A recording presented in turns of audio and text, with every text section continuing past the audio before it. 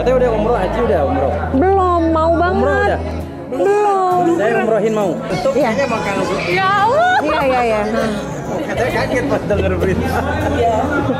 Seolah menjadi rezeki atas kesabarannya, Natalie Holzer diajak umroh oleh salah satu pengusaha travel. Buah kesabaran dari ujian hidup yang dialami oleh Natalie Holzer sesudah dikabarkan berseteru dengan Putri Delina hingga melayangkan gugatan cerai dengan Sule, kini Natalie Holzer banjir rezeki. Selain banyak menerima endorse dari berbagai produk, kini Natalie juga disibukkan dengan mengisi berbagai program televisi dan YouTube channel.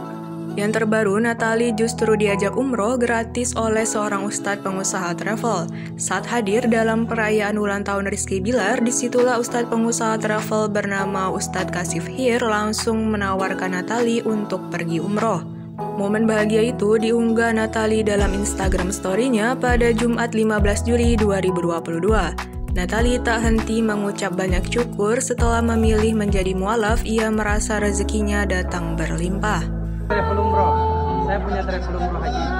Ya udah. Gratis. Saya berangkatin umroh gratis. Alhamdulillah. Terima kasih Kak Ustaz. Saya punya umroh. Iya. Katanya udah umroh, haji udah umroh. Belum, mau Umroh banget. udah. Belum. Saya umrohin mau. Iya. Ya Allah. Iya. Katanya kaget pas denger berita. Terima kasih sudah nonton. Jangan lupa like, subscribe, dan share ya.